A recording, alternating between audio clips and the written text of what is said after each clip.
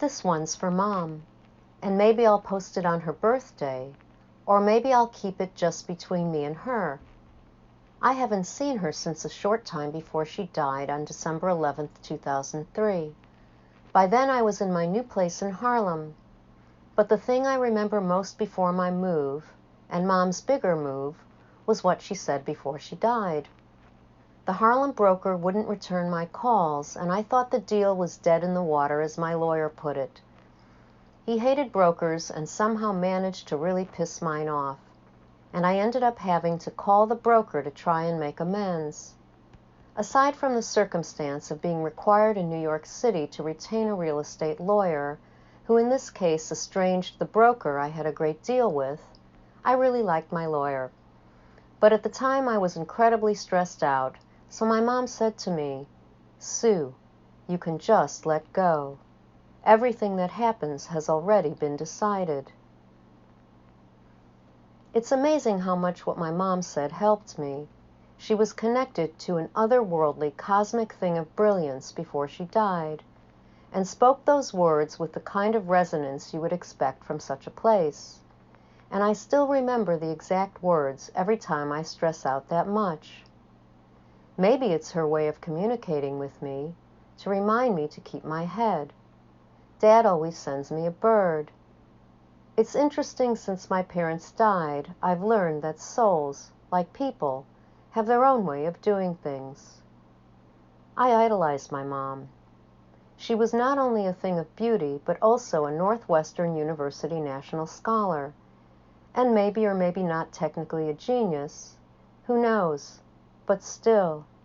She read The Source in one night, and in her usual way didn't think anything of it.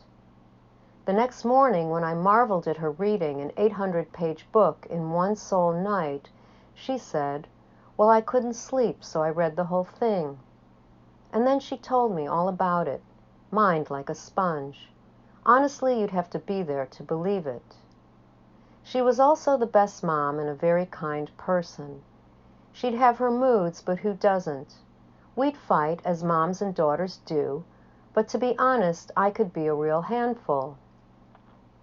One or the other of us would be quick to apologize because we couldn't stand being on the outs with each other for very long.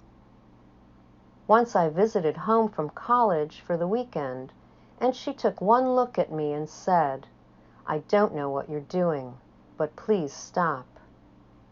I looked pretty rough, an art undergrad living experimentally. I did what she asked and frankly was very taken by her method. In my early days of growing up, my mother was a journalist, writing articles for the Chicago Sun-Times and the Tribune. She was also Paul Nissen's fit model, but not only that. She walked the runway for Marshall Fields and Carson Pirie Scott buyers at the Merchandise Mart. She could walk. I remember the clothes, wrap-around belted tweed or camel coats over matching skirts and form-fitting sleeveless dresses. I'm anti-fur now, but at the time I was just a naive kid. Even animal-loving clients didn't connect the dots, and everyone loved those enormous fur collars back then.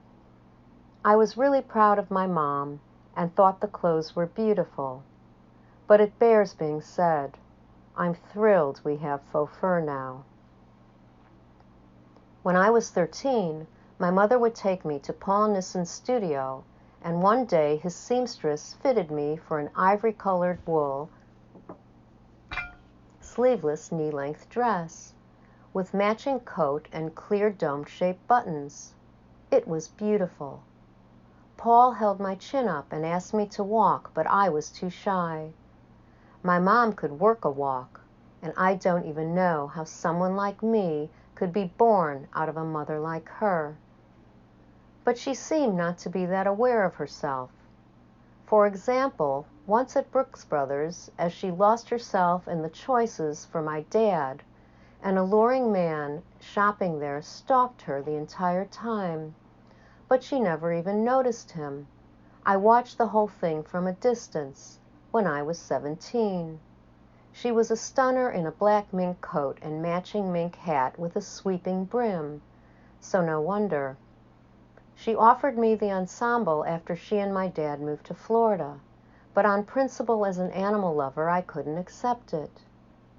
In her own way, sometimes my mom was very quiet, except when singing, which she could do very well, especially in the morning, but she didn't need an excuse and any time would do. Misty and Summertime were her favorites. She could really belt out a tune, and play the violin. She showed her animated side with close friends and family who loved and accepted her. She could unabashedly let her hair down and be all the things she was without apology, historian, housewife, looker, in a most unassuming way. The quiet which sometimes took her over might explain why, when I hear from her now, it's so subtle I could miss it, unlike my dad, who's very obvious with communications. I admit to wondering if my mom is happy where she is. To this day I love fashion, and before the pandemic I'd browse a shop as I would a museum, even if only to look. Mom visited me on the Bowery after my dad died, which was a year or so before she herself died, when no one even knew she was sick. We had so much fun with my roommate and his friend, a fashion photographer and stylist respectively. We set up a table and sat behind it to watch the Go-Sees walk, and my mom sat with us that day, completely at ease and respected in her element after so many years. She was 73 then, and still so beautiful.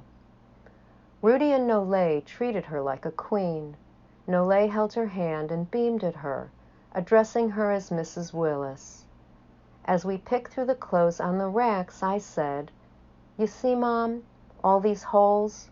These jeans cost $50 a hole." This by way of explaining to her why I dressed like I did, and she fingered the Dolce & Gabbana and nodded.